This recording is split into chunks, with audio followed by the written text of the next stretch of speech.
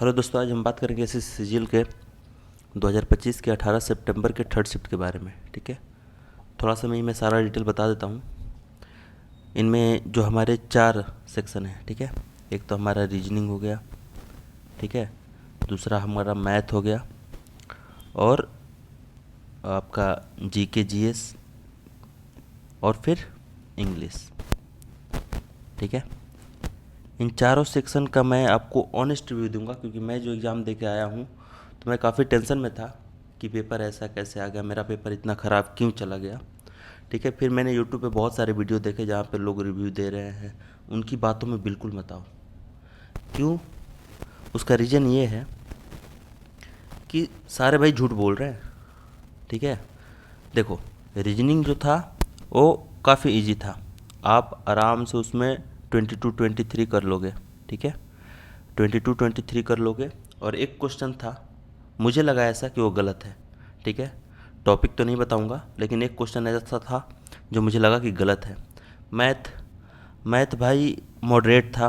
ठीक है, मैथ तो मॉडरेट था, लेकिन काफ़ी कैलकुलेटिव था। ठीक है, कैलकुलेटिव था।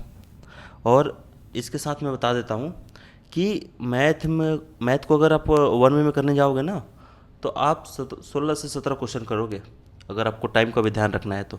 ठीक है, बाकी मैथ कैलकुलेटिव बहुत था और एडवांस का पोर्शन बहुत ज़्यादा था।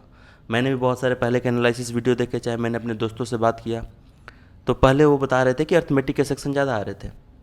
भाई उसी के हिसाब से मैंने भी तैयारी किया था। ठीक है, एडवांस पे उतना ध्यान नहीं दिया था, लेकिन इसमें एडवांस के पोर्शन बहुत ज़्यादा थे और काफ़ी लेंथी थे। ठीक है, कई लोग बता रहे थे कि जो पैटर्न पूछ रहे हैं उसमें कोऑर्डिनेट ज्योमेट्री नहीं आ रहा है। ठीक है, तो कोऑर्डिनेट ज्योमेट्री का भी क्वेश्चन खैर नहीं बताना चाहिए, लेकिन उसके भी पोर्शन थे। ठीक है, आपका 3D से पोर्शन थे, ज्योमेट्री के भी पोर्शन थे, लाइक ट्रायंगल, सर्कल, तो अच्छे क्वेश्चन थे। ठीक है, स्क्वायर वगैरह का ध्यान रखना। ठीक है, खासकर 50 से 100 के बीच में जो नंबर हैं उनके स्क्वायर का ध्यान रखना। ठीक है, उसको स्क्वायर रूट को पता होना चाहिए। जीके जीएस मॉडरेट तो नहीं करूँगा, इसको हार्डेस्ट कहूँगा। हार्डेस्ट इस वजह से क्योंकि आपको हवा भी नहीं लगने का, इसमें थोड़ा सा भी हवा नहीं लगने का कि भाई कहाँ से क्वेश्चन आ रहे हैं। और इंग्लिश तो काफ़ी डुएबल थी। ठीक है, इंग्लिश तो डुएबल थी, बट इसका जो कम्प्रहेंशन पोर्शन था ना, मैंने भाई ऊपर नीचे करके देखा, इसको इतनी लेंदी थी ना कि मैंने उसको छोड़ ही दिया। क्योंकि अगर आप कंप्रहेंशन को करने जाओगे ना, तो उसमें आप पूरा रीजनिंग सेक्शन ख़त्म कर सकते हो, वो इतना लेंदी था, उतना टाइमिंग था। ऐसा भी नहीं है ना कि आप मतलब क्वेश्चन के अनुसार उसमें आप कोई कीवर्ड ढूंढ के और उसको सोल्व कर लोगे, ऐसा भी नहीं था। उसमें आपको अपने थॉट्स के अनुसार उसको सोल्व करना था। तो वो रीजनिंग काफ़ी इजी था। ठीक है, रीजनिंग पे आपको नॉर्मल भी तैयारी है तो आप रीजनिंग कर लोगे, 22 से 23 आराम से कर लोगे। मैथ मैथ को प्रेडिक्ट नहीं कर सकते, क्योंकि कभी कभी अर्थमेटिक का सेक्शन ज़्यादा पूछ दे रहा है और कभी कभी इसका एडवांस का ज़्यादा पोर्शन पूछ दे रहा है। हाँ, लेकिन जो 18 सितंबर की थर्ड शिफ्ट थी, इसमें भाई मैथ बहुत लेंथी था, बहुत कैलकुलेटिव था। ठीक है, कई कई क्वेश्चन में तो आप एक बार में उसका आंसर भी नहीं ला सकते।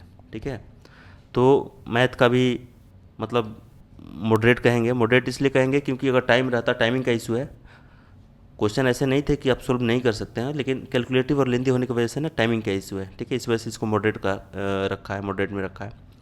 जीके जीएस तो भाई कहीं से भी हवा ना लगने का, चाहे तो तुम किसी भी टीचर से पढ़ लो। ठीक है, और इंग्लिश डुएबल तो था, बट इसका कम्प्रिहेंसन पार्ट बहुत वो था, क्या बोलते हैं, लेंदी था।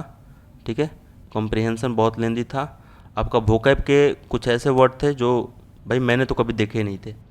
ठीक है, वोकैब का पोर्शन मैंने कभी इंग्लिश के वो देखे नहीं थे। तो सारा कुछ मिला के बस यही कहूँगा कि आप प्रीवियस एनालिसिस है ना, प्रीवियस एनालिसिस, उसको आप मत ही देखो। ठीक है, बस इतना चीज़ ध्यान रखना कि रीजनिंग हर शिफ्ट में इजी आ रही है, हर शिफ्ट में।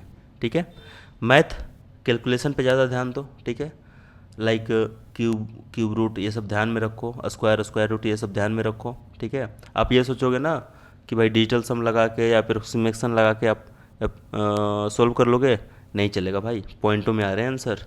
ठीक है, जो ऑप्शन भी है ना वो भी पॉइंट में है, आप अप्रोक्सीमेशन लगाते रह जाओगे, नहीं होगा। ठीक है, जीके जीएस पे भी उतना ध्यान। बाकी यही कहूँगा कि उनके प्री एनालिसिस को आप बिल्कुल ही मत देखो। ठीक है, बस जो मैं चीज़ बोल रहा हूँ मैथ में कैलकुलेशन, जो फास्ट कैलकुलेशन है उस पर ध्यान दो, ठीक है। और थर्ड शिफ्ट की स्पेशली बात कहूँ तो एडवांस मैथ काफ़ी पूछा था, ठीक है। एडवांस मैथ बहुत ज़्यादा पूछा था। और जो अर्थमेटिक था वो काफ़ी इजी था, जो भी अर्थमेटिक था इजी था। डीआई के एक भी क्वेश्चन नहीं थे, ठीक है। और इंग्लिश डुएबल था, बाकी सारा मैंने बता दिया। तो इसीलिए आप जो अपनी तैयारी है उस पर ध्यान दो, रीजनिंग पे ध्यान मत दो, मैथ पे ध्यान दो, जीके जीएस पे भी ध्यान मत दो, क्योंकि कुछ भी हवा नहीं लगने का भाई, कुछ भी हवा नहीं लगने का। और इंग्लिश में भी ध्यान दो अपना, लाइक इंग्लिश में तो बहुत सारे क्वेश्चन वैसे आपको एलिमिनेशन से हो जाएंगे, ठीक है। ईयर के क्वेश्चन हैं वो तो अपना जो ग्रामर पढ़ा होगा उसका हो ही जाएगा। चलो ठीक है, बस आज के वीडियो में इतना ही। तो जिनका भी आगे एग्ज़ाम है वो अपना ध्यान रखेंगे।